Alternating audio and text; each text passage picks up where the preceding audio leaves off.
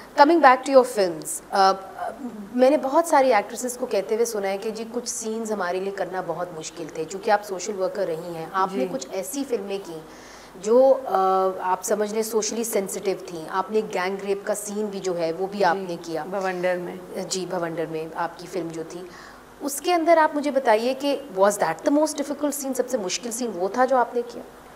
It was definitely one of the most difficult scene. I think दो scenes अगर जो एकदम जिन्होंने मुझे उस वक्त बहुत ज़्यादा इम्पैक्ट किया वो, या बहुत ज़्यादा मुश्किल था करना, जिसमें नंदिता और वो कैरेक्टर एक हो गए थे।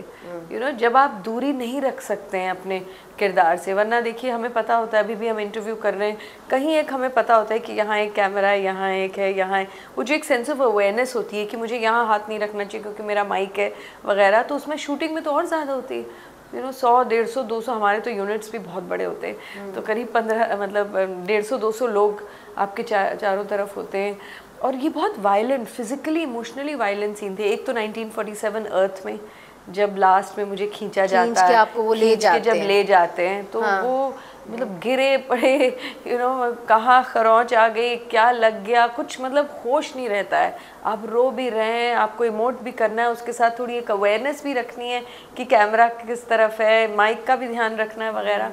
उसी तरह से बवंडर में जो गैंग रेप सीन था, जो डेजर्ट में, ड्यून्स में, मतलब धूल मिट्टी सब आपके हर बॉडी के हर पार्ट के अंदर घुस गई है, और तब तो बहुत ज्वेलरी पहनी थी क्योंकि राजस्थान में बहुत पहनते हैं, पाँव में, हाथ में, यहाँ वहाँ, कान में, और बड़े बड़े घाघरे, और you know it's a very difficult costume.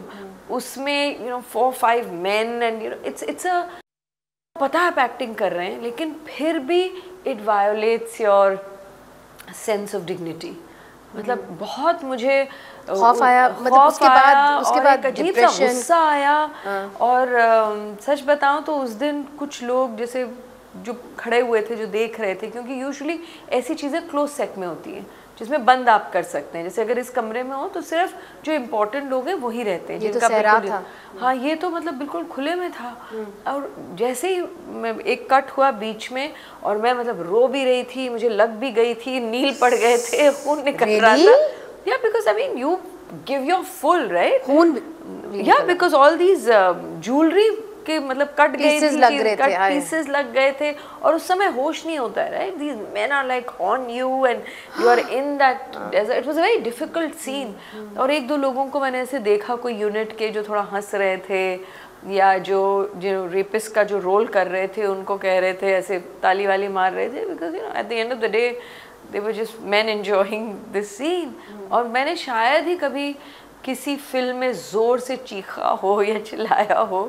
मैं वैसे काफ़ी पेशेंट होती हूँ शूट पे, पर उस दिन मुझे याद है मैंने ज़ोर से चीखा था, what the hell is going on kind of a thing. या and the director came and he was like I am really sorry. बहुत लोगों को फिर निकाला वहाँ से, और you know, and you are in that, you are in a state, you are in a frenzy, because एक टेक में तो होता नहीं है, फिर इस एंगल से लो, फिर इधर करो, फिर and there were 5 men. So you had to show, you know, this, and one was a pandit, one was a चाचा भतीजा, you know, like it was, उसके अंदर आप एक सर्वाइवर हैं और आप लड़ती हैं इस सिस्टम के खिलाफ। till the very end, and I've met Bhanwari देवी जिनके ऊपर ये कहानी थी।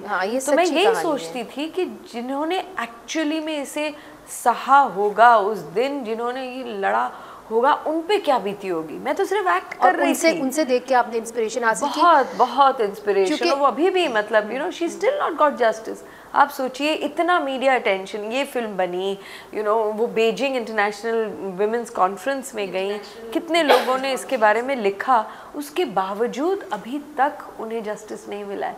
तो हम किस बारे में, क्या अमन की बात कर सकते हैं? You know, I mean I think peace without justice is no peace at all. मगर मैंने एक एक्टर्स राउंड टेबल देखी जिसके अंदर करीना कपूर खान ने ये कहा कि कुछ ऐसे सीन्स हैं जो मैं नहीं कर सकती, और मैं कहती हूँ एज अ एक्टर मैं नहीं करती, और उनमें से एक है रेप सीन, मैंने मना कर दिया करने से।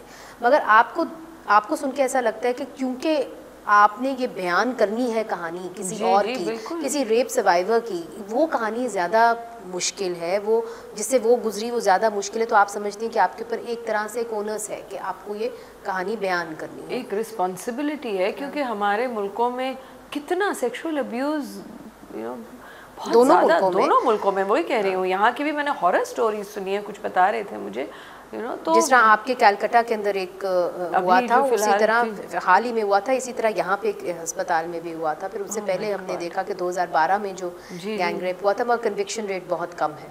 कन्विक्शन रेट बहुत कम है, ये वही। तो इसलिए इस तरह की फिल्में बननी चाहिए एज लॉन्ग एज इंटेंशन सही हो। कभी कभी इस तरह की भी फिल्में, जैसे चाहे वो रेप सीन हो, चाहे कोई और सेक्सुअल अब्यूज़ या कुछ भी हो, ज़रूरी नहीं है कि वो इतना वायलेंट भी हो, पर जो नीयत अगर सही नहीं होती ना फिल्म मेकर की, जो कैमरा के पीछे जो सिनेमाटोग्राफर हैं, जो कहानी लिख रहे हैं, पूरी टीम की अगर नीयत सही नहीं हो तो वही चीज़ टिटिलेट कर सकती है।